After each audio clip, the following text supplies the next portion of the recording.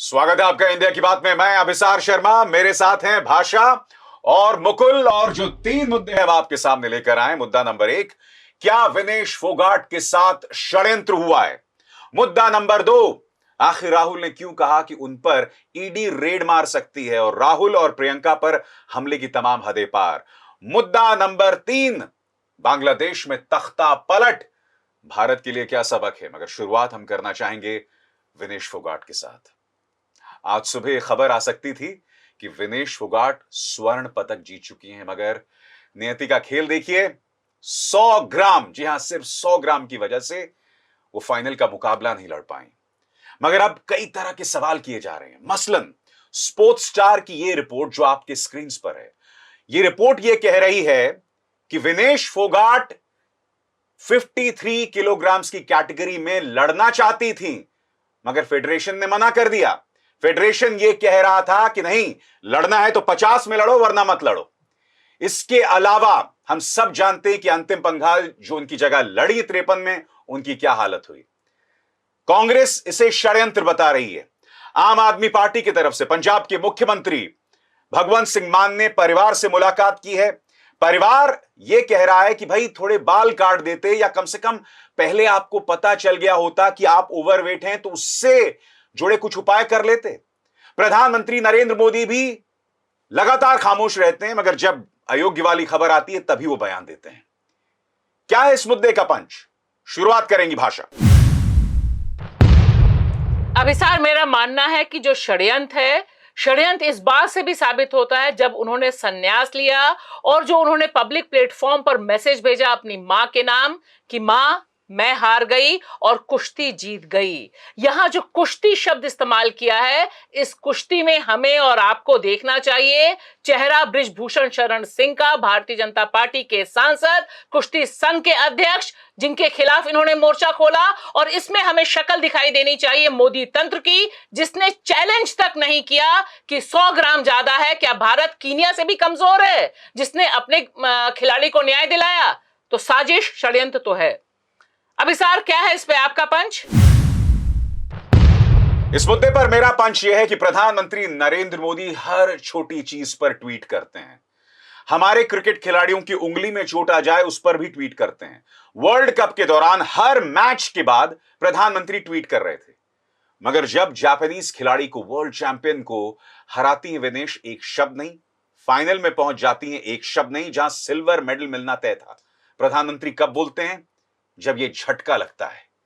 जाहिर सी बात है, लोग सवाल करेंगे, और जिस तरह से उनके प्रतिनिधि मंडल का पूरा बर्ताव रहा है, उनके ट्रोल तंत्र का बर्ताव रहा है। क्या इस मुद्दे का पंच बताएंगे मुकुल? मेरा साफ मानना है कि द्रोणाचार्य ने एक बार फिर एकलव्य का अंगूठा काट लिया है। एक फाइटर को वनवास भेज दिया गया है, लेकिन यह अच्छी बात है कि विनेश अब हर मेडल से ऊपर हो गई हैं। वो अपने आप में एक सम्मान है, एक पदक है। स्पोर्ट्स स्टार की रिपोर्ट बहुत ही शॉकिंग है भाषा, जिसमें कहा गया है कि भाई विनेश फोगाट को कहा गया कि आपको अगर 53 किलोग्राम में नहीं करना है, अगर आप 50 किलोग्राम में आपको नहीं करना है तो जाइए। फेडरेशन का यह बर्ताव एक ऐसी खिलाड़ी के साथ जो इससे पहले 2 ओलंपिक्स में भाग ले चुकी है। अब जाहिर सी बात है, एक जो तीसरा पक्ष है वो तो यही कहेगा कि आप अपनी खुन्नस निकाल रहे हैं। मतलब फेडरेशन अपनी खिलाड़ी, अपनी स्टार खिलाड़ी की आवाज सुनने को तैयार नहीं है। और तो और देखिए कि ये जो रिपोर्ट है यह तो बता ही रही है कि किस तरह से पहले दिन से उनके साथ भेदभाव हुआ। हमें नहीं भूलना चाहिए, इसी दिल्ली में, देश की राजधानी में, पिछले साल मई में किस तरह से जंतर मंतर पर विनेश फोगाट और तमाम लोगों को घसीटा गया। इसी से जुड़ा एक और अहम सवाल है कि जब विनेश फोगाट को किसने बाध्य किया ये पब्लिक डोमेन में लिखने के लिए कि मेरे खिलाफ ये जो ओलंपिक के तमाम लोग हैं यही साजिश कर सकते हैं, मुझे फंसाया जा सकता है, मुझे मेडल से दूर रखा जा सकता है। क्योंकि विनेश बहुत वोकल हैं, वो हर चीज पर आशंका, क्योंकि इतनी मुश्किल से आई हैं। आज उनके भाई का जो बयान है जिस तरह से, उससे पता चलता है कि उन्होंने हर कदम पे खुद लड़ाई लड़ी है। और यहां पर संन्यास लेते समय भी अभिसार उन्हें साफ शब्दों में कहा है। और आप कुश्ती की बात की कि कुश्ती ने मुझे हरा दिया, और आप सोचिए कि एक ऐसी खिलाड़ी को आप इतने टॉर्चर से गुजारते हैं। पिछले साल वो सड़क पर है, प्रैक्टिस की जगह उसको मिली नहीं। हम सब देखने गए थे कि वहां वो सड़क पे उतर के प्रैक्टिस कर रही थी, कैसे कर रही थी। फिर आप उन्हीं को बाध्य करते हैं कि आप अपना वजन कम कीजिए, और वजन भी कहां से कहां तक आप वजन कम कराते हैं। और मेरा तो ये मानना है अभिसार कि जो रिपोर्ट है और जिस तरह के तथ्य सामने आए हैं, क्या उनके न्यूट्रिशनिस्ट या जो पूरी टीम गई थी, किसी का हेड रोल हुआ है, किसी ने जिम्मेदारी ली है? क्योंकि ऐसा तो नहीं है ना कि वो खुद ही कुछ खा पी सकती है, सब कुछ खुद ही कर रही थी, खुद कर रही थी। शॉकिंग बात यह है मुकुल, इस पूरे मामले पर जो पूरा भाजपा का प्रचार तंत्र है, आपने मनसुख मंडाविया को देखा, हमने 70 लाख रुपए दे दिए, ये कौन बात करता है इस तरह की? साइना नेहवाल, कायदे से मुझे चाटुकार कहना चाहिए, मैं नहीं बोलूंगा, भारत की बेटी वो भी है, वो कह रही नहीं दोष उनका है। पूरा प्रचार तंत्र लग गया है दोष मढ़ने के लिए विनेश फोगाट के ऊपर। ये लोग हकीकत से कितने कोसों दूर है, देश की जनता देख रही है कि इस लड़की ने क्या संघर्ष किया, पूरे प्रतिकूल माहौल के बावजूद ये फाइनल तक पहुंची, मगर फिर भी ये प्रचार तंत्र सुधरने को तैयार नहीं। तो वही है कि समस्या विनेश का वजन नहीं था, समस्या था उनका हार ना मानने की जिद, सिस्टम से लड़ाई, बिल्कुल, जो उन्होंने सड़क से लेकर की और वो पेरिस ओलंपिक के पोडियम तक पहुंची, वहीं से वो शुरू हो गया था। और शायद उससे पहले ही जब ये सब बातें आ रही थी, तो उनका संघर्ष ही उनके लिए मतलब सत्ता की आंखों में खटक रहा था। और आप ये देखिए कि उनका ट्रोल आर्मी क्यों नहीं सक्रिय होता, और वो किस तरह सदमे में थे। यानी एक तरफ भारतवासी करोड़ों लोग उनकी जीत की दुआ कर रहे थे, लेकिन ये मानना होगा कि बहुत लोग ऐसे थे जो उनकी हार की भी दुआ कर रहे थे। वरना क्या बात थी कि एक के बाद एक 3 मैच बहुत लोग, हम स्पष्ट कर दें, ये बहुत लोग हैं भाजपा के अंध समर्थक, वो अंडरस्टूड, बहुत लोगों में देश की जनता को शुमार ना करें। वो अंडरस्टूड है, वो बहुत लोग जो बिल्कुल उनके उस पर सांप लौट रहा था, क्योंकि उसके बाद, क्योंकि नेशनल ही नहीं इंटरनेशनल मीडिया तक में खबरें आई कि किस तरह संघर्ष से ये लड़की यहां पहुंची है, किस तरह सड़क का संघर्ष रहा, किस तरह से इसके खिलाफ एक सिस्टम ने काम किया। उसकी वजह से ही जहां ब्रजभूषण सवालों के घेरे में आए, जहां मोदी सरकार सवालों के घेरे में आई, तभी से हमें लग रहा था कि इनकी हार के लिए कुछ किया जा सकता है, जिसकी आशंका विनेश फोगाट पहले भी जता चुकी थी। मैं, चलिए जाहिर सी बात है, कोई अभी ऐसा सबूत नहीं है कि साजिश हुई है, मगर ये लोगों के जहन में क्यों है? ये लोगों के जहन में इसलिए है कि अब भी ये तमाम संघों पर राजनेताओं का कब्जा है, ठीक है? अब भी संजय सिंह, जो उनके दबदबा कायम है वाले राजनीति का हिस्सा है, उनकी मौजूदगी है। इसलिए जनता कहती कि भाई साजिश है, क्योंकि वो लोग अभी भी सिस्टम पर काबिज हैं जो विनेश फोगाट पर हमला कर रहे थे। तो स्वाभाविक सी बात है लोग षड्यंत्र की बात करेंगे। देखिए अभिसार, सवाल सिर्फ ये नहीं कि लोग बात कर रहे हैं, यहां पर देखिए विजेंद्र सिंह क्या कह रहे हैं। बहुत साफ साफ शब्दों में उन्होंने कहा ना कि भाई, और हम बता दें विजेंद्र सिंह अब बीजेपी में। हाँ, तो वो पब्लिक में आके यह कहते हैं कि कायदे से भारत की टीम को इसको चैलेंज करना चाहिए था। और यहां अनगिनत खिलाड़ी, सुनील गावस्कर, ये कहते हैं कि चैलेंज क्यों नहीं किया गया, सिर्फ 100 ग्राम का मामला था, टाइम गेन किया जा सकता था, टाइम गेन क्यों नहीं किया? और जिस समय उन्होंने ये मेडल जीता, यानी जब सिल्वर के लिए वो हकदार बनी, उस समय तो उनका वजन 50 था, क्योंकि वो तो वही नापा गया था। और दूसरा सवाल सिर्फ बाकी आम जनता का नहीं है, तमाम एक्सपर्ट्स बोल रहे हैं, जिसमें अमेरिका का सबसे बड़ा जो रेसलर है, जो वर्ल्ड चैंपियन है, उसने कैंपेन की है कि सिल्वर मेडल दिया जाए। लेकिन आप देखिए कि भारत के प्रधानमंत्री जी कह रहे हैं कि आप वापस आ जाओ। अमेरिका के इतने बड़े रेसलर जो हैं वो कैंपेन कर रहे हैं, मगर हमारे यहां पर एक समानांतर कैंपेन चल रहा है विनेश फोगाट को डिस्क्रेडिट करने के लिए। सबसे बड़ी बात, आपने जो जिक्र किया, मुद्दे को तुरंत उठाना चाहिए था। जैसे ही वो अयोग्य वाली खबर आती है, प्रधानमंत्री अपना ट्वीट कर देते हैं कि नहीं, देश तुम्हारे साथ है, मायूस मत हो, घर आ जाओ, लगातार नहीं, घर आ जाओ। कैसे आप बोल अरे घर बुला रहे हो भाई, आप फाइट करिए, कहो कि हम अभी चैलेंज कर रहे हैं वही को। उसके अलावा जो प्रतिनिधिमंडल है वो कोशिश ही नहीं करता हुआ दिख रहा है। तुरंत कह दिया नहीं साहब, झटका लग गया। अरे ये सब बाद में करते। हमारे सामने फेथ किपियागोन, जो कि एक 5000 रेस की एक खिलाड़ी हैं, उनकी मिसाल है। उनके देश केन्या ने संघर्ष किया, बॉयकॉट की धमकी दी, उनको सफलता मिली। हमारे यहां कोशिश ही नहीं कोई कर रहा है विनेश फोगाट के लिए। और ये तब है जब हम अपने को विश्व गुरु कहते हैं और कह रहे हैं कि हम इतनी बड़ी इकोनॉमी है, और वो उस इकोनॉमी में वो गिनाते हैं कि हमने कितने लाख रुपए खर्च कर दिए रेसलर पर या खिलाड़ियों पर। वो ये नहीं बताता कि अमेरिका कितना करता है और चीन कितना करता है, जो मेडल लिस्ट में इतने ऊपर है। तो हमारे यहाँ यही देख लीजिए कितने खिलाड़ी गए हैं ओलंपिक में, और छोटे छोटे देशों से हमसे कई गुना ज्यादा खिलाड़ी गए हैं। यानी हम खेलों में कहाँ हैं।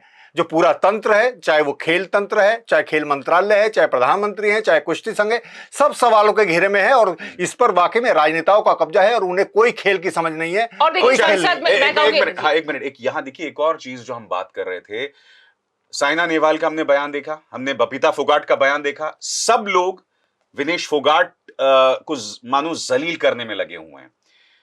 इनकी एक सांसद आई हैं जो ट्रोल से कम नहीं है, कंगना रनावत।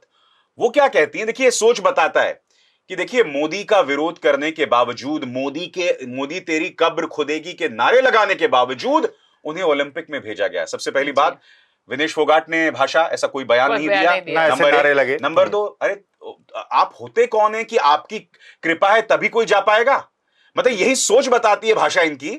नहीं, उन्होंने ये नहीं बताया कि मैंने इतनी फ्लॉप फिल्में दी, इतना बुरा काम किया, तब मुझे सांसद का टिकट दे दिया, ये नहीं बताया। और देखिए सिर्फ यही नहीं, हेमा मालिनी जो पुरानी सांसद हैं और वो कैसे हंसते हुए, मतलब मुझे तो शर्म आ रही थी सोच के कि किस तरह से यह महिला एक महिला का अपमान कर रही है कि 100 ग्राम भी बहुत होता है, हमें इस पर ध्यान देना चाहिए। तो पूरी की पूरी जो ट्रोल आर्मी जिसमें सांसद लीड कर रहे हैं अभिसार, छोटी मोटी बात नहीं है, ये सांसद लीड कर रहे हैं। भाजपा में शामिल हुआ बॉक्सर तो इधर से बैटिंग कर रहा है, लेकिन जो सांसद हैं वो दरअसल बताने की कोशिश कर रहे हैं कि विनेश फोगाट ने ज्यादा खा लिया, या अब देखिए पूरा कैंपेन सोशल मीडिया में है कि वह गई क्यों और ऐसा क्या लालच था उसके अंदर मेडल। अरे खिलाड़ी के अंदर लालच नहीं होगा तो तुम्हारे अंदर लालच होगा जो 2000 लेकर ट्रोल आर्मी चलाते हैं। तो आप देखिए पूरा का पूरा एक ही ढंग का कैंपेन है और इस कैंपेन को लीड कौन कर रहा है? संसद के भीतर मनसुख मांडविया लीड कर रहे हैं, जो बता रहे हैं कि 70 लाख खर्च हुआ, हेमा मालिनी, कंगना रनौत और बाकी सारी टीम। लेकिन विपक्ष ने बहुत सॉलिड शब्द में कहा है कि साजिश हुई है। क्यों नहीं चैलेंज किया? मैं कह रही हूं सीधी सी बात, आप पोस्चरिंग के लिए मोदी जी और आपकी टीम चैलेंज तो करती और दिखाते तो आप में दम क्या? यूक्रेन वॉर छोड़ दीजिए। जिक्र किया मनसुख मंडाविया का, मैं इस पर आपसे जानना चाहूंगा, ये क्या सोच है कि हमने 70 लाख रुपए दे दिए? देखिए ऐसे मौकों पर आपको अपने आप को एज अ स्टेट्समैन कायम करना चाहिए, आपको बताना चाहिए कि आपकी सोच कितनी बड़ी है।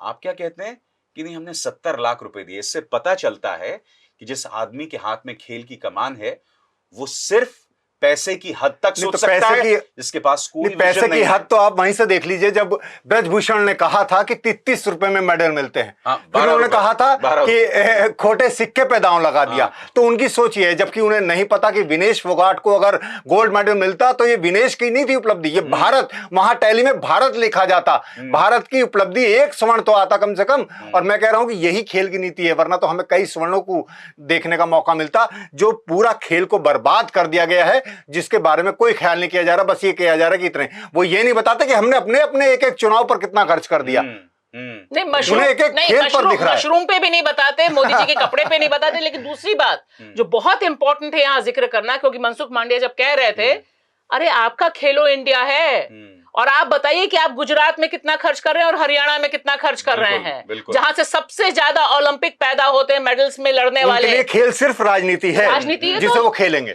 और बिजनेस के अलावा। देखिए दुख की बात है कि गुजरात मॉडल जो चल रहा है इस समय, उसमें पैसे के अलावा किसी और टैलेंट की बात नहीं। और विनेश फोगाट के बारे में बात कर रहा है स्पोर्ट्स मंत्री, एक शब्द नहीं बोलता कि उसने दुनिया की चैंपियन को हराया। कम से कम एक शब्द में जिक्र तो करता, वो जिक्र भी नहीं है। इससे पता चलता है कि मनसुख मंडाविया की क्या सोच है, बीजेपी की क्या सोच है। और आप जानते हैं सबसे शॉकिंग क्या है? पूरा प्रचार तंत्र का एक प्रोपेगेंडा चल रहा था समानांतर तौर पर, इतना अश्लील प्रोपेगेंडा जिसका आप और हम जिक्र भी नहीं कर सकते हैं, जो अपने आप में कितना शॉकिंग है। और देखिए खेल को लेकर बीजेपी का क्या रवैया हम सब जानते हैं। आपको याद होगा गुजरात चुनाव के दौरान नेशनल गेम्स हो रहे थे, प्रधानमंत्री उस नेशनल गेम्स के बीच में चुनावी कैंपेन रोड शो करते हैं। वर्ल्ड कप क्रिकेट का फाइनल कहां होता है? अहमदाबाद में होता है। बेहतर पिचेस थे वानखेड़े स्टेडियम में या ईडन गार्डन्स में या मोहाली में। कहां करवाया आपने करवाया गुजरात में। तो खेल को लेकर यह सोच दिखाई देती है उनकी, मुकुल। तो खेल, मैं वही कह रहा हूं कि खेल पर कोई तवज्जो नहीं है। खेल है सिर्फ एक सियासत, एक राजनीति, चुनाव जीतना, चुनाव लड़ना। चुनावी मशीन बन गई है बीजेपी, हर समय खेल। और खेल सिर्फ खेल में नहीं, वो हर चीज में देख रहे हैं हम खेल। ना तो वो बेरोजगारी की बात सुनते हैं, ना वो महंगाई की बात सुनते हैं, ना वो किसानों की सुनते हैं, ना मजदूरों की। बस वो हर चीज को एक एंटी नेशनल, एक ऐसी। अब इसी चीज को उन्होंने जो विनेश को किया है, वो दरअसल वही था कि अगर विनेश जीतती तो शायद उनका कद कुछ कम होता, उन पर उनकी बात जो है कुछ धीमी पड़ती, क्योंकि विनेश ने सड़क से संघर्ष किया था और उनके सांसद पर उंगली उठाई थी। और देखिए, पोडियम वाली बात भी ध्यान दीजिए कि जंतर मंतर टू पोडियम वाला, कम से कम प्रधानमंत्री हो या तमाम लोग, ये सबसे बड़ी बात है कि विनेश जैसे ही जीतने लग गई थी, सवाल मोदी जी पर उठने लग गया था। इसलिए भी बौखलाहट बहुत तगड़ी थी कि किस तरह से इसे कंट्रोल किया जाए। इसलिए मोदी जी समझ नहीं पा रहे थे कि जो शुरू में इतनी सफलताएं मिली, जापानीज को हरा दिया, फाइनल पहुंच गई, सेमीफाइनल पहुंच गई, एक शब्द नहीं आया उनकी तरफ से। तो ये चुप्पी जो है बहुत कुछ कह रही है अभी सर। चलिए अब हम रुक करते हैं अपने दूसरे अहम मुद्दे का, और वो है राहुल गांधी का। राहुल गांधी ने देर रात ये ट्वीट किया था, आपको याद होगा, कि ईडी मुझ पर रेड मारने वाली है। उसके बाद पूरा भाजपा का प्रचार तंत्र, उनके सांसद उनके खिलाफ बोलने लगते हैं। कंगना ने तो ये तक बयान दे दिया था कि उनका ड्रग्स टेस्ट होना चाहिए। ये तस्वीर वो वायरल करती हैं जो आप अपने स्क्रीन पर देख रही हैं, कि जिन लोगों को अपनी जाति का नहीं पता, वो जातीय जनगणना की बात करते हैं, यानी कि तमाम हदें पार कर देना। और अब विवादास्पद सांसद निशिकांत दुबे, जो संसद में खड़े होकर कई बार झूठ बोलते पकड़े गए हैं, वो ये तक कहते हैं कि प्रियंका गांधी वाड्रा अंबानी की शादी में गई थी। क्या है इस मुद्दे का पंच? शुरुआत करेंगे मुकुल। हाँ, तो मेरा मानना यह है कि आम से लेकर जात तक और ट्रोल से लेकर ईडी तक राहुल पर लगातार हमले बढ़ते जा रहे हैं। लेकिन बीजेपी को समझना होगा, जितने हमले बढ़ रहे हैं राहुल का कद उतना ही बढ़ता जा रहा है। भाषा, क्या है इस मुद्दे का पंच? देखिए अभी सर, एक बात तय है कि यह जो सत्र है, बजट सत्र, यह राहुल गांधी के नाम है। राहुल गांधी ने ही एजेंडा सेट किया, और राहुल गांधी पर जो हमला है उससे यह पता चलता है कि बीजेपी में बौखलाहट कितनी है। आने वाले दिनों में हमला और बढ़ेगा, और तकरीबन राहुल गांधी एक तरह से भविष्यवाणी के टोन में बात करते हुए दिखाई देते हैं, चाहे बांग्लादेश हो, चाहे इकोनॉमी हो, चाहे जीएसटी हो। और ईडी वाली बात बहुत इंपॉर्टेंट है, क्योंकि यह सियासी हलकों में बहुत तेज से चर्चा चल रही है कि अब कांग्रेस को कंट्रोल कैसे किया जाए। अब इसार, क्या है इस पे आपका पंच? भारतीय जनता पार्टी इस मुद्दे का खेल ही नहीं समझ पा रही है। आप जितना राहुल पर हमला करेंगे, उनका कद उतना बढ़ने वाला है। आज की तारीख में भाजपा का बर्ताव भस्मासुर का हो गया है।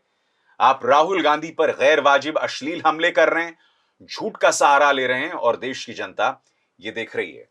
मैं तो ये कहता हूं, भाषा क्या गलत कहा अगर वो कह रहे हैं कि भाई ईडी के एक अधिकारी ने उन्हें बताया है। हमारे सामने पूरी मिसाल है। जो सत्ता से सवाल करेगा उस पर दबिश डाली जाएगी, चाहे वो कोई न्यूज क्लिक हो, चाहे वो कोई अरविंद केजरीवाल हो। अब बताइए, अरविंद केजरीवाल के मामले में, ईडी वाले मामले में उन्हें बेल मिल गई है जी, मगर रहस्यमय तरीके से अदालत जो है सीबीआई वाले मामले में कहते हैं कि आप ट्रायल कोर्ट में जाइए। आप देखिए, फर्क देखिए ना, विपक्ष और सत्ता के पक्ष में। तो क्या गलत कह रहे हैं राहुल गांधी ऐसे में? देखिए, राहुल गांधी तो एजेंडा सेट कर रहे हैं, और इस तरह से देखिए बजट सत्र में उन्होंने एजेंडा सेट किया। सबसे पहले उन्होंने कहा कि हिंदू कौन है, और बीजेपी और मोदी जी हिंदू नहीं है। इससे जो बौखलाहट है, और जो कास्ट सेंसस का जवाब उन्होंने जाति का सवाल पूछा। ईडी वाला इसलिए गंभीर है क्योंकि हर जगह कयास चल रहा है अभिसार इस समय कि ईडी को दोबारा से एक्टिव करने की कोशिश है, और अब बहुत हो गया है, अब इनको बैठाना है। तो एक जैसे होता है ना, चोट लग जाती है तो चोटिल सांप जैसे बौखलाया रहता है। गवर्नमेंट मशीनरी उस बदले की भावना से ऑपरेट करते हुए, और बिलो द बेल्ट, क्योंकि ये नई बात नहीं है, चाहे अनुराग ठाकुर हो या निशिकांत, इन दोनों का इतिहास रहा है गंदी और ओछी बातें करना। और जाति वाले सवाल पर जिस तरह से इन्होंने राहुल गांधी पे अटैक किया, वह बाउंस बैक किया। लेकिन देखिए, उसे ट्वीट कौन करता है, और वो भी अनएडिटेड, जो चीजें स्पंज हो गई हैं उसे करते हैं प्रधानमंत्री नरेंद्र मोदी, और कहते हैं कि देखिए कितना अच्छा जवाब दिया। तो एजेंडा सेट है, नफरत करना और हमला करना। और देखिए, यहां पर उसके बाद जिस तरह का प्रहार किया गया, कंगना अब एक स्मृति चली गई है, तो और भी जो बदतर स्वरूप है वो आ गई हैं। जो सांसद वाले तो हाव भाव है ही नहीं। राहुल गांधी के खिलाफ जो वो पिक्चर जो है इंस्टाग्राम पे डालती हैं कि जिसकी जाति का नहीं पता वो जातीय जनगणना की बात कर रहा है, वही बात अनुराग ठाकुर ने कही थी जिससे हटा दिया गया था। निशिकांत दुबे, डिग्री बाबू, जिनकी डिग्री का नहीं पता है, जिन पर अगर सवाल किए जाने लगे तो चेहरा उनका छुपाना मुश्किल हो जाएगा। आप देखिए, हमले तो हमले, अश्लील हमले, ये लोग मुद्दे पर भी संवाद नहीं कर सकते, इनकी ये हालत हो गई है। नहीं तो वही है कि वो किसी तरह राहुल को घेरा जाए, और जो भाषा भी कह रही है वो वाकई में आशंका, ये देर सबेर कहीं ना कहीं ईडी का छापा पड़ना है राहुल या उसके आसपास। एक बात तो ये है। दूसरी बात जो आपने चाहे अनुराग ठाकुर की कही, निशिकांत दुबे की कही, कंगना की कही, राहुल, मैं यहां साफ कर दूं, राहुल से जाति भी नहीं पूछी गई कि राहुल तुम्हारी जात क्या है। उनसे कहा गया कि जिसकी जात का पता नहीं, ये अलग सवाल है भारतीय संदर्भ में और उनकी जबान में। जो हिंदुत्ववादी हैं, पितृसत्तात्मक हैं, उनकी जबान में इसका अर्थ है जिसके बाप का पता नहीं। ये नहीं कि तुम्हारी जात क्या है, जिसकी जात का पता नहीं। यानी एक तरह से इससे उन्हें जिस तरह से हमला किया गया वो इसका अर्थ ये है। और मैं तो ये कहता हूं कि राहुल को बताना चाहिए था कि मेरी जात या मेरा बाप वो है जिस सदन में खड़े होकर तुम बोल रहे हो, उस सदन का नेता था, प्रधानमंत्री था, जिसके बम ने चित्रे उड़ा दिए, इस देश के लिए शहादत दी। तो यही है। उनकी मां के बारे में इस तरह की बातें कहेंगी। मां के बारे में बताना चाहिए था कि जिस पद के लिए आपके नेता मरे जा रहे हैं, कब्जा रखना चाहते हैं, उसी पद, प्रधानमंत्री पद को उनकी मां ने ठुकरा दिया था। तो कुछ चीजें हैं जिन्हें हम मानना चाहिए राहुल और उसकी विरासत को। ये नहीं कि हम कहें कि एक नेता है और उसकी एक राजनीति है तो हम उस पर वो करें। लेकिन मुकुल, उनका जो जवाब था, मुझे लगता है उनका जवाब ज्यादा पॉलिटिकली मैच्योर जवाब था। राहुल गांधी ने जब कहा, और बिल्कुल साफ तौर पे देश में नीचे तक वो एजेंडा सेट हो गया, पर्सनल ना करते उन्होंने कहा कि हाँ मुझे पता है तुम गाली दो, और गाली तुम दोगे क्योंकि मैं जाति की बात करता हूं, जातिगत जनगणना की बात करता हूं, दलित और आदिवासी और वंचित समाज के लिए। तो ये जो कॉन्स्टिट्यूएंसी राहुल ने बिल्डअप की है जातिगत जनगणना, तो वो उससे फिटिंग जवाब राहुल गांधी और कोई नहीं दे सकते। ये सवाल उठाकर जाति जनगणना का मुद्दा पीछे नहीं जाएगा, वो और उभर कर आ रहा है, और ये एक बड़ा डिस्कोर्स और एक बड़ा मुद्दा हर चुनाव में बनने जा रहा है। अच्छा भाषा, आज की तारीख में राहुल गांधी होना बहुत मुश्किल है। मतलब हर कदम पर दुष्प्रचार, हर कदम पर झूठ। बताइए, वायनाड वो व्यक्ति जाता है, एक व्यक्ति आकर उनसे कहता है कि भाई आपकी गाड़ी फंस जाएगी, आप आगे मत जाइए। उसको लेकर भी अमित मालवीय झूठ चलाता है। और न सिर्फ अमित मालवीय, मुकेश अंबानी का न्यूज चैनल भी झूठ चलाता है कि देखो राहुल गांधी का विरोध स्थानीय कर रहे हैं। अरे भाई, मलयालम भाषा कोई भी समझ सकता है, थोड़ा सा आप अनुवाद करवा लेते। नहीं, झूठ ये चलाया गया कि राहुल गांधी का विरोध हो रहा था जी। तो आज की तारीख में हर कदम पर इस व्यक्ति का विरोध किया जाएगा, झूठ बोला जाएगा। देखिए, मुझे लगता है कि अब बीजेपी नया टूल किट इजाद करने की कोशिश कर रही है। बजट सत्र में बिल्कुल साफ हो गया है, उसे लगा कि पप्पू वाला टूल किट फेल हो गया, अब वो एक नया टूल किट इवॉल्व करने में खोज रही है। तो इसमें कभी वो जात ले आती है, कभी वो ले आती है कि राहुल गांधी कितने एरोगेंट हैं, राहुल गांधी का विरोध कैसा हो रहा है, राहुल गांधी क्या खाते हैं, क्या पीते हैं। लेकिन दिक्कत यह है कि इस समय राहुल गांधी, उनको देखने वाले लोग, संसद टीवी का टीआरपी कौन दे रहा है अभी सर? राहुल गांधी की भाषण दे रहे हैं। मोदी जी को जितने लोग नहीं सुनते हैं उससे 10 गुना 20 गुना ज्यादा सुन रहे हैं राहुल गांधी को। तो एक बात साफ हो गई है कि राहुल गांधी पे हमला करना इनकी मजबूरी हो गई है, क्योंकि जिस तरह से लोकप्रियता है। आपको क्या लगता है कि मीडिया को पिंजड़े में क्यों बंद किया था? अपने ही मीडिया को पिंजड़े में बंद कर दिया था ना, इसलिए बंद किया था संसद के भीतर, क्योंकि उनके दिमाग में यह आ गया था। 2 रिपोर्ट जो की गई थी जिसमें राहुल गांधी और इंडिया गठबंधन से वो लोग ज्यादा बात करने लग गए थे, बाकायदा एडिटर्स के पास फोन गए थे। तो आप देखिए, और उस पर भी बात कौन कर रहा है? राहुल गांधी। तो एजेंडा सेटिंग का जो खेल है वो इस समय राहुल गांधी के पास है, और वो सही कहते हैं कि मैं जो चाहूं वो बुलवा सकता हूं मोदी जी से। एजेंडा सेटिंग जो है ना, वो कभी कभी एक नेगेटिव वर्ड लगता है। मुझे लगता है वो बहुत ही सकारात्मक तरीके से विपक्ष के लिए राह दिखा रहे हैं। और देखिए, आपने जिस घटना का जिक्र किया कि पिंजरे में बंद कर दिया गया था संसद के अंदर मीडिया को, राहुल गांधी मिलते हैं, अखिलेश यादव मिलते हैं, और उसी शाम को मैं क्या देखता हूं, इंडिया टुडे ग्रुप में उनके बारे में एक बहुत ही अजीबोगरीब कार्यक्रम चल रहा होता है कि क्या ये देश को ये करेंगे या वो करेंगे। यानी कि सोच देखिए, जो व्यक्ति आपके लिए खड़ा है उसके खिलाफ भी आप दुष्प्रचार कर रहे हैं। लेकिन मैं इसमें यह भी कहना चाहता हूं अभिसार कि अब देखिए, चुनाव निपट चुका है, 5 साल के लिए सरकार आपकी बन गई या जितनी भी चलती है। मुझे लगता है कि अब राहुल बनाम मोदी इन व्यक्तित्वों में हमारी बहस, इस देश की बहस नहीं उलझनी चाहिए और अब कुछ कार्यक्रम, कुछ नीतियों पर बात होनी चाहिए, काम होना चाहिए, क्योंकि देश के जो मेन मुद्दे हैं वो पीछे ना चले जाएं। बीजेपी को ये सोचना चाहिए कि राहुल पर हमला करके और अपना वक्त बर्बाद कर रही है, इस देश के लिए जो काम कर सकती है वो उसे करना चाहिए। महंगाई, बेरोजगारी, किसान, मजदूर, इन मुद्दों पर पेपर लीक कम से कम उससे वो तक नहीं रुक रहा है, रिजल्ट नहीं दिए जा रहे हैं। तो इन मुद्दों पर मुझे लगता है कि अगर यही तुर्की बा तुर्की राहुल मोदी चलता रहा तो इस देश का इस 5 साल में भी कुछ नहीं होने वाला। चलिए, अब हम रुक करेंगे अपने तीसरे और अहम मुद्दे का। बांग्लादेश में तख्ता पलट होता है और यहां भारत में एक अजीबोगरीब खबर चलने लगती है। यह बताया जाने लगता है कि साहब देखिए, मोदी सरकार को एक खतरा आ सकता है, यहां पर अराजक तत्व आ सकते हैं। अजीबोगरीब तुलना की जा रही है, जबकि आप जानते हैं कि बांग्लादेश में जो तख्ता पलट हुआ था वो शेख हसीना की तानाशाही भरी नीतियों के खिलाफ था। उसमें प्रवेश इस्लामिक छात्र शिविर का भी हुआ था, जिन लोगों ने मुजीबुर रहमान की गर्दन को तोड़ा। भारत में आप जानते हैं कि राष्ट्रपिता का अपमान कौन करता है, कौन सी पॉलिटिकल सोच करती है। सबसे शॉकिंग, आपदा में अवसर बीजेपी और गोदी मीडिया को मिल गया है हिंदू मुस्लिम करने के लिए। क्या है इस मुद्दे का पंच? शुरुआत करेंगे मुकुल। अभिसार, मेरा मानना है कि सीधा सबक है कि कोई भी देश हो, कोई भी जगह हो, तानाशाही नहीं चलेगी और आपको बुनियादी मोर्चे पर काम करना होगा। वहां भी जो आरक्षण की बहस शुरू हुई उसके पीछे बेरोजगारी और महंगाई ही एक बड़ा मुद्दा थी। भाषा, क्या है इस मुद्दे का पंच?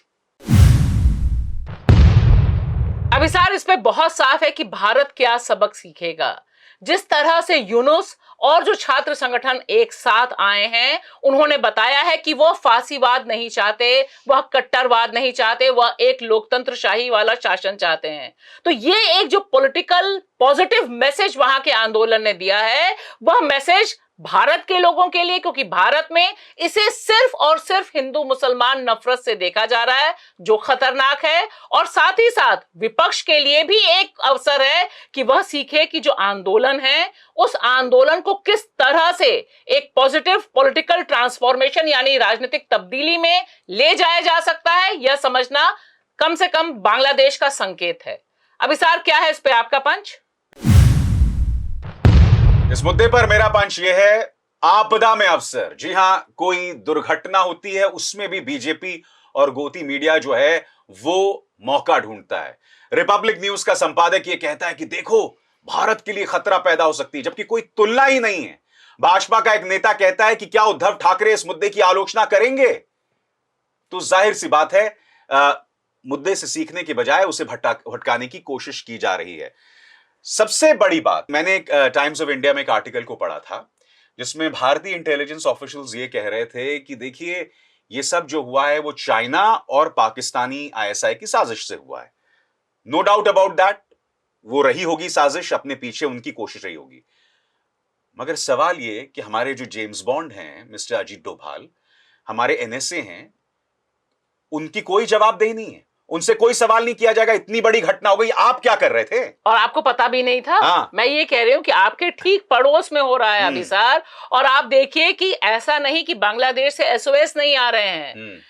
यूनुस, जो अब मोहम्मद यूनुस जो नोबेल पुरस्कार विजेता हैं, जिनके ऊपर अब सारा कार्यभार आया है, वो लगातार पब्लिक डोमेन में कह रहे हैं कि भारत को देखना पड़ेगा कि बांग्लादेश में क्या हो रहा है, देखना पड़ेगा और हस्तक्षेप, मतलब वो कह रहे हैं कि आप कम से कम देखिए, सेंसिटिवली देखिए, शेख हसीना से डिस्टेंस कीजिए। और वो सारी चीजें दरकिनार करके मेरा मानना है कि सिर्फ और सिर्फ अगर जून जुलाई महीने में छात्रों का लाखों की तादाद में छात्र सड़क पर उतरे हुए हैं और वहां का तंत्र नहीं सुन रहा, शेख हसीना एक तानाशाह की तरह ऑपरेट कर रही हैं, तो ऐसे में पड़ोस के देश को क्या रवैया, क्या तैयारी रखनी चाहिए थी? मगर भाषा, क्या ये ब्लैक एंड व्हाइट में हो सकता है कि देखिए, शेख हसीना हमारे सामरिक हितों के लिए माकूल थी, क्योंकि ऑप्शन क्या है? खालिदा जिया, जो अक्सर वहां की इस्लामिस्ट ताकतों के साथ जो है हॉबनॉब करते रहते हैं। हमने देखा जैसे ही तख्ता पलट हुआ, जिस तरह से मुजीबुर रहमान की गर्दन को तोड़ा जा रहा था, तो भारत के लिए तो ये एक दिक्कत है ना कि शेख हसीना चली गई, मगर वो हमारे सामरिक हितों के लिए माकूल थी। अब विकल्प क्या आएगा हम नहीं जानते। देखिए, मैं ये कह रही हूं कि विकल्प क्या आएगा, यह विकल्प बांग्लादेश की जनता चुनेगी, जैसे हम अपने देश के लिए चुनते हैं। वहां के नौजवानों ने एक विकल्प दिया, और जो अभी कितना सफल होगा नहीं सफल होगा कुछ नहीं कहा जा सकता है, लेकिन उन्होंने बहुत क्लियर एजेंडा अपना तय किया, इसीलिए यूनुस को अपना चेहरा बनाया है, खालिदा जिया को अपना चेहरा नहीं बनाया। आप यह भी ध्यान दीजिए, और उन्होंने साफ कहा है कि हम सेना की तानाशाही भी बर्दाश्त नहीं करेंगे। मेरा कहना है, बतौर पड़ोसी देश, और जब आपके पास अजीत डोभाल तमाम तंत्र हैं, आपके पास फीडबैक नहीं थे। आप जून में उनसे हाथ मिला रहे थे, यहां वो आई थी डील करने, और आप दावा करते हैं कि आप चीन से टक्कर दे रहे हैं, आप पाकिस्तान और अमेरिका से टक्कर दे रहे हैं। तो आपका अपना जो इंटेलिजेंस है, आपका अपना इंटेलिजेंस आपके फ्रेंड के लिए ही क्या काम कर रहा था? अभी तो यहां कोई काम करता दिखाई नहीं दे रहा। बिल्कुल। सीधा सा सवाल, क्या दुनिया भर में जो तानाशाह हैं, और मैं यहां नाम नहीं लेना चाहूंगा, क्या आपको लगता है ये जो हुआ है, और इससे पहले आपको श्रीलंका याद होगा, वहां पर भी जो उनकी तानाशाही सोच थी, क्या ये दुनिया भर के तानाशाहों के लिए सबक है? क्या वो सबक लेंगे? वो तो हिटलर से ही ले लेना चाहिए था, पर तानाशाह सबक नहीं लेते। पहली बात ये, वो समझते हैं कि हम ही तानाशाह हैं और हम ही ऐसे बड़े नेता हैं कि हमें कोई हिला नहीं सकता। मैं यहाँ दो बातें कह रहा हूँ, जो चीन और पाकिस्तान षड्यंत्र, ISI और ये सब कहा जा रहा है, वो सब अपनी जगह होगा, लेकिन वहाँ इससे हम उनके छात्र आंदोलन का महत्व कम नहीं कर सकते, उसकी जनता के आंदोलन का महत्व कम नहीं कर सकते। एक बात तो ये है। दूसरी बात ये, भारत के संदर्भ में, चाहे वो खालिदा जिया हो, चाहे वो शेख हसीना हो, हमें नेता से नहीं, हमें देश से संपर्क रखना होता है, उसकी जनता से संपर्क रखना होता है, उसकी राजनीति से।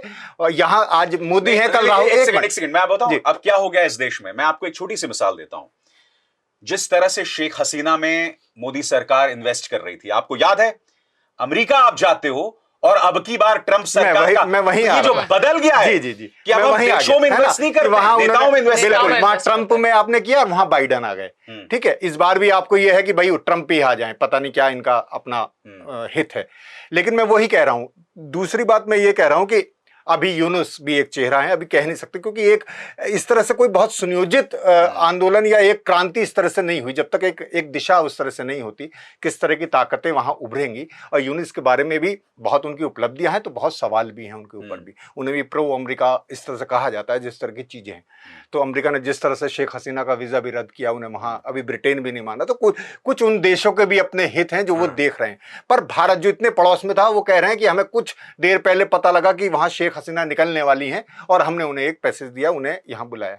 तो इतनी ज्यादा अंधेरे में आप हैं, इतने पड़ोसी देश हैं, फिर कहते हैं चीन कब्जा कर रहा है। जब आप इतने अंधेरे में हैं, इतनी अनदेखी कर रहे हैं, आपको पता नहीं कि पड़ोस में हो क्या रहा है, वो भी बांग्लादेश में जो आपका मित्र देश रहा है, वहां आपकी अच्छी प्रेजेंस है। ऐसा नहीं कि पाकिस्तान है कि वहां का आपको नहीं पता। तानाशाह से बात करता है। देखिए, मेरा एक मानना है कि बाकी जो सारे वॉइसेस हैं, क्योंकि ऐसा नहीं है अभिसार कि यहाँ पर आंदोलन कुछ ही समय में हुआ और वो उसकी खबरें नहीं आ रही हैं, लगातार उसकी खबरें आ रही हैं, लगातार लोग बात कर रहे हैं। लेकिन आज की तारीख में भी चिंता क्या है, आज की तारीख में भी जो हिंदू मुसलमान कर रहे हैं, और सारा मीडिया इसमें नफरती खेल खेल रहा है। आपदा में जो अवसर आप बात कर रहे हैं, उसमें दिक्कत यह है कि यहाँ की माइनॉरिटी के लिए आप संकट पैदा कर रहे हैं। आप वो खबरें नहीं दिखा रहे हैं, वो वीडियोस नहीं दिखा रहे हैं कि कहां किस तरह से वहां मंदिर प्रोटेक्ट किए जा रहे हैं, और हिंसा सभी पर हो रही है। और ये जो अराजकता का माहौल है, ये सबके लिए खतरनाक है, हम सबके लिए खतरनाक है। हम कभी नहीं चाहते कि कोई देश इस लेकिन इसकी जिम्मेदारी शेख हसीना पर है। क्यों नहीं डायलॉग शेख हसीना ने किया? और मीडिया नहीं, और मीडिया सबसे शॉकिंग इस मीडिया के बारे में ये है कि वो लोग भारत के अंदर जो विपक्ष की आवाजें हैं, जो प्रदर्शन की आवाजें हैं, जो सत्याग्रह के अंदाज में प्रदर्शन हो रहा है, उस पर सवाल खड़ा किया जा रहा है, उसे बताया जा रहा है कि देखो यहां पर ये हो रहा है। तो वो एक तो मैं दर्शकों को बता देना चाहता हूं, उन्हें फर्क साफ करना चाहिए कि बांग्लादेशी हिंदू और भारतीय नागरिक, इसमें एक फर्क है। वहां भारतीय नागरिकों पर ऐसे हमले नहीं हुए। हमारे विदेश मंत्री ने बताया कि 19,000 हैं कुल भारतीय और 9,000 छात्र हैं, उनमें से भी लौट आए हैं। तो वहां बांग्लादेशी हिंदू पर हो रहे हैं। जैसे हम कहते हैं कि हमारा आंतरिक मामला है, ऐसी उनका आंतरिक मामला है। और ये हमें समझना होगा, ये तब हुआ है जब वहां सरकार नहीं है। अभी तक सरकार नहीं है, तब ये हमले हुए। हर जगह उपद्रवी तत्व होते हैं, कट्टरपंथी होते हैं। अवामी लीग के मुसलमानों पर भी मैं वही बता रहा हूं, वहां हिंदू मुसलमान जो भी अवामी लीग से जुड़े हैं, उनके प्रति एक गुस्सा है। मर्तज़े मुर्जा लेकिन मैं यहाँ ये बताना चाह रहा हूं, जो फर्क है वहां सरकार की अनुपस्थिति में हमले हुए हैं, और हमने देखा है कि हिंदुस्तान में सरकार की उपस्थिति में, उसके नियंत्रण में, उसके संरक्षण में लगातार हमले हुए हैं, और अब भी उसके बहाने ढूंढे जा रहे हैं। इसलिए मैं कह रहा हूं कि एक देश के अल्पसंख्यकों के नाम पर दूसरे देश के अल्पसंख्यकों को निशाने पर मत लीजिए। मेरा तो ये कहना है कि हमें सबक लेना चाहिए। अगर आपको लग रहा है कि बांग्लादेश की माइनॉरिटीज, वहां के हिंदू निशाने पर हैं, तो कम से कम वही सोच यहां अख्तियार कीजिए। टी राजा सिंह जैसे लोग खुले घूमते हैं, जहर उगलते हैं माइनॉरिटीज के खिलाफ, तो ये सबक हमें अपने लिए भी तो लेना चाहिए। और मस्जिदों पे जब हमले होते हैं तब भी बोलना चाहिए। बिल्कुल। बहुत बहुत शुक्रिया मुकुल और भाषा, आप दोनों का इंडिया की बात में बस इतना ही। अभिसार शर्मा को दीजिए इजाजत। नमस्कार। स्वतंत्र और आजाद पत्रकारिता का समर्थन कीजिए, सच में मेरा साथी बनिए। बहुत आसान है दोस्तों, इस ज्वाइन बटन को दबाइए और आपके सामने आएंगे ये 3 विकल्प, इनमें से एक चुनिए और सच के इस सफर में मेरा साथी बनिए।